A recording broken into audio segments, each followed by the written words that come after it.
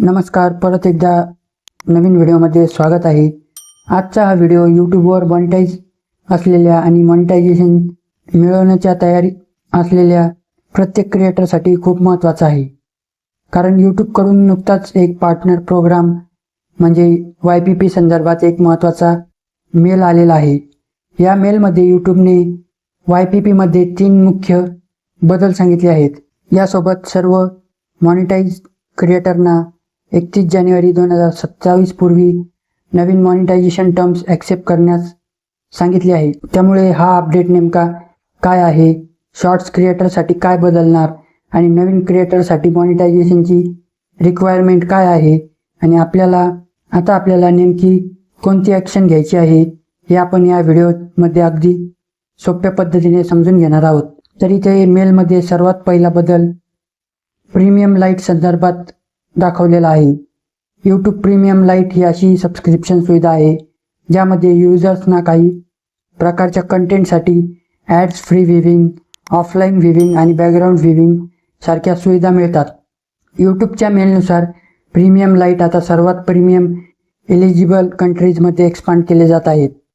क्रिएटरसाठी याचा फायदा असा होऊ शकतो की प्रीमियम सबस्क्रायबर्स तुमचे कंटेंट पाहत असतील तर सबस्क्रिप्शन रेव्हेन्यूमधून तुम्हाला अर्निंग मिळू शकते। यूट्यूबने मेलमध्ये असेही सांगितले आहे की 2026च्या परफॉर्मन्सच्या आधारावर काही परिस्थितीमध्ये क्रिएटरला युजर्स ॲड्स पाहत असताना मिळणाऱ्या अर्निंगपेक्षा प्रीमियम सबस्क्रिप्शनमधून जास्त अर्निंग मिळू शकते। मेलमधील दुसरा आणि शॉर्ट्स क्रिएटरसाठी सर्वात महत्त्वाचा बदल बघूयात। यूट्यूब शॉर्ट्सच्या पेआउट मॉडेलमध्ये बदल करत आहेत आणि क्रिएटरना शॉर्ट्समधून अर्निंग करण्यासाठी काही नवीन ऑपॉर्च्युनिटीज आणत आहे। यूट्यूबच्या मेलमध्ये असे सांगितले आहे की शॉर्ट्समधून ॲड्स आणि यूट्यूब प्रीमियम रेव्हेन्यू शेअर मिळवण्यासाठी आता मागील 90 दिवसामध्ये 10 मिलियन म्हणजे 1 कोटी क्वालिफाईड शॉर्ट्स व्ह्यू मेंटेन करणे आवश्यक आहे। म्हणजेच शॉर्ट्स क्रिएटरने मागील 90 दिवसामध्ये 1 कोटी क्वालिफाईड शॉर्ट्स व्ह्यूच्या थ्रेशोल्ड्स मेंटेन करणे महत्त्वाचे ठरेल। जर क्रिएटर हा थ्रेशोल्ड आधीच पूर्ण करत असेल तर त्याच्या शॉर्ट्स अर्निंगवर परिणाम होण्याची शक्यता कमी आहे। आणि इथे एक महत्त्वाची गोष्ट म्हणजे यूट्यूबने स्पष्ट केले आहे की हा बदल ओव्हरऑल YPP स्टेटस किंवा इतर YPP रेव्हेन्यू स्ट्रीमवर परिणाम करत नाही।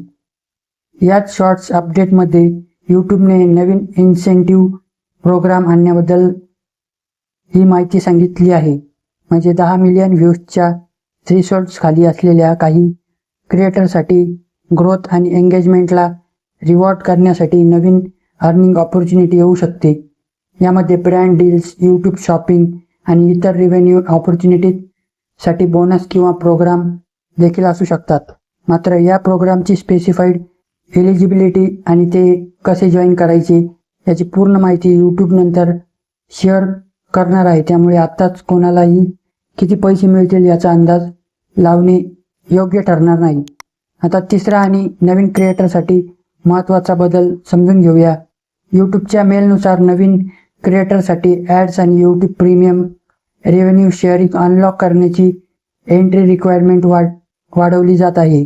नवीन क्रिएटरना आता 365 दिवसामध्ये 8,000 वॉच हॉवर किंवा मागील 90 दिवसामध्ये 20 मिलियन म्हणजेच 2 कोटी क्वालिफाईड शॉर्ट्स व्ह्यू अशी रिक्वायरमेंट दिली आहे। पण इथे अगोदर मॉनिटाईज क्रिएटरनी अजिबात घाबरण्याची गरज नाही, कारण यूट्यूबने आपल्या मेलमध्ये अगदी स्पष्ट सांगितले आहे की जर तुम्ही आधीपासून यूट्यूब पार्टनर प्रोग्राममध्ये असाल तर तुमच्या YPP स्टेटसवर याबद्दलचा परिणाम होणार नाही। त्यामुळे आधीच मॉनिटाईज असलेल्या चॅनलला नवीन एंट्री रिक्वायरमेंटमुळे पुन्हा 8,000 वॉच हॉवर पूर्ण करावे लागतील असे नाही।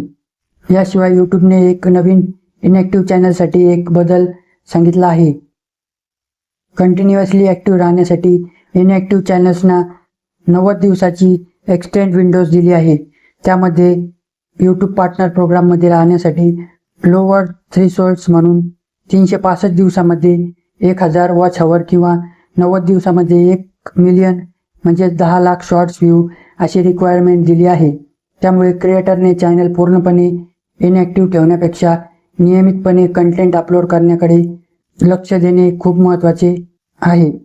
आता सर्वात महत्त्वाचा, जर तुमच्या यूट्यूब स्टुडिओमध्ये किंवा यूट्यूबकडून आलेल्या मेलमध्ये जर अपडेटेड मॉनिटाईज टर्म ॲक्सेप्ट करण्याचे सांगितले असेल तर 31 जानेवारी 2027 पूर्वी हे टर्म्स ॲक्सेप्ट करा.